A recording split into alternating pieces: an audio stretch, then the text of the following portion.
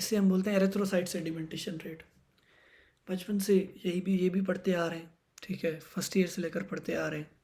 ESR most important है I think, क्योंकि हर inflammatory condition में आपका ESR बढ़ता है, ठीक है।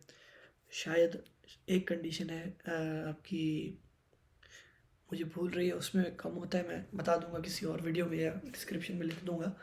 एक कंडीशन है जिसमें आपका ESR कम होता है, बाकी हर कंडीशन में, हर इन्फ्लेमेटरी कंडीशन में आपका ESR बढ़ता है।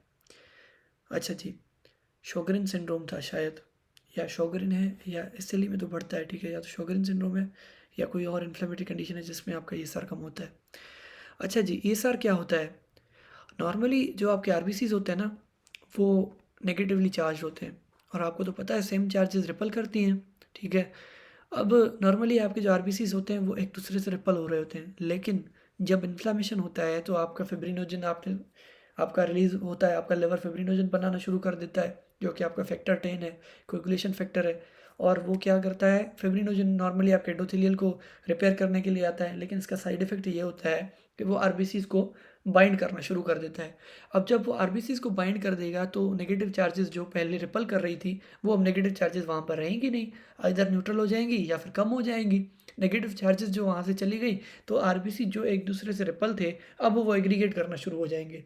तो ये होता है यहाँ पर कि डेंसर जो RBC होते हैं वो एग्रीगेट कर जाते हैं, ठीक है। जब आप किसी भी पेपेट ट्यूब में या किसी टेस्ट ट्यूब में जब ब्लड बाहर निकालोगे ना, उसको वैसे नॉर्मली रखोगे तो RBC एक दूसरे से सेपरेटेड रहते हैं। लेकिन जब अब क्योंकि फिब्रिनोजन से कोटेड हैं, तो वो एक दूसरे से एग्रीगेट हो जाते हैं। एग्रीगेट होने के बाद क्या होता है कि वो बिल्कुल ही नीचे आ जाएंगे, सेडिमेंट में आ जाएंगे।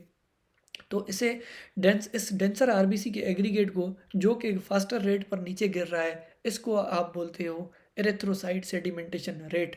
कितने टाइम पे ये नीचे आ रहा है, ठीक है। इसका जितना रेट बढ़ता जाएगा, मतलब एक इन्फ्लेमेटरी कंडीशन एग्जिस्ट कर रही है, ठीक है। Almost in every inflammatory condition it gets rise, ठीक है। ये आपका बढ़ता है, ऑफन को tested with C reactive protein more specific marker of inflammation, ठीक है। ऊपर ये लिखा था कि आपका जो है वो, आपका जो CRP होता है, यहाँ पर हम पढ़ के आए थे कि भाई ये जो है वो नॉन स्पेसिफिक साइन है, ठीक है। लेकिन यहाँ पर लिखा हुआ है कि भाई ये मार्कर जो है ना, CRP आपका मोर स्पेसिफिक है अलॉन्ग विथ ESR, यानी ESR को टेस्ट करोगे आप CRP के साथ, दोनों बढ़े हुए हैं, तो आपको स्पेसिफिक मार्कर पता चल जाएगा कि भाई आपका इन्फ्लेमेटरी कंडीशन चल रही है। अच्छा जी, ESR किन कंडीशंस पे बढ़ता है? एक और क्वेश्चन आता है आपके पास, ठीक है, कि which physiological condition has raised ESR? तो वो आपकी प्रेगनेंसी होती है, ठीक है। प्रेगनेंसी आपकी वो फिजियोलॉजिकल या पैथोफिजियोलॉजिकल कंडीशन है, क्योंकि प्रेगनेंसी को भले ही आप पैथोफिजियोलॉजिकल भी बोलते हैं, काफ़ी लोग, काफ़ी टीचर्स ने हमें पैथोफिजियोलॉजिकल भी पढ़ाया है, लेकिन इसे फिजियोलॉजिकल याद रखो। BCQ आता है कि which physiological condition has raised PSR, तो वो रेज्ड ESR, तो वो आपकी प्रेगनेंसी हो जाती है। मोस्ट एनीमियाज में आपका ESR बढ़ जाता है, इन्फेक्शंस में ऑब्वियस सी बात है। इन्फ्लेमेशन में अभी पढ़ के हैं, giant cell temporal arteritis, polymyalgia rheumatica, cancers में, मेटास्टेसिस में, और आपकी मल्टीपल माइलोमा में।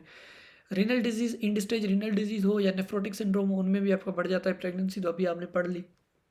डिक्रीज ESR आपको मिलेगा सिकल सेल एनीमिया में, जिसमें आपको अल्टर्ड शेप मिलती है, ठीक है। और उस क्योंकि RBC की शेप जो है वो अल्टर्ड है, इसीलिए जो है आपको ESR उसमें डिक्रीज मिलता है। यानी डिक्रीज का मकसद है कि लोअर देन एक्सपेक्टेड। अगर आप A देखोगे ना, ये वाली A, और यहाँ भी आपकी A लगी हुई है, ठीक हो गया, लोअर देन एक्सपेक्टेड। भाई फर्स्ट एड का अगर कोई कहाँ पे कोई कॉमा और नुक्ता भी कोई लगा हुआ है ना, डॉट भी लगा हुआ है ना, या इन्वर्टेड कॉमास भी लगे हुए हैं ना, तो उसको भी ध्यान से देखा करो, क्योंकि वो उसमें भी कोई ना कोई काम की चीज़ आपकी निकल आती है, ठीक है। अब आ जाओ आगे। Sickle cell anaemia altered shape होती है, इस वजह से आपका ESR जो होता है वो बिल्कुल ही डिक्रीज होता है। पॉलीसाइथीमिया, अब पहले मैंने जब पढ़ा था पॉलीसाइथीमिया, तो मैंने सोचा था कि यार RBC तो बढ़ रहे हैं, आपस में एग्रीगेट होने चाहिए, लेकिन RBC के बढ़ने की वजह से क्या होता है, जो आपके एग्रीगेशन फैक्टर्स होते हैं वो डाइल्यूट हो जाते हैं, ठीक है। RBC कंटेंट तो बढ़ जाता है, अब वो एग्रीगेट होने चाहिए, लेकिन आपके जो एग्रीगेटिंग फैक्टर्स हैं, जो आपके एग्रीगेशन करवा रहे हैं आपके RBC की, क्लब फॉर्मिंग जो फैक्टर्स हैं वही कम हो जाते हैं। और उसके बाद heart failure, then microcytosis, then hypofibrinogenaemia, ठीक हो गया। ये आपका एरिथ्रोसाइट सेडिमेंटेशन रेट हो गया।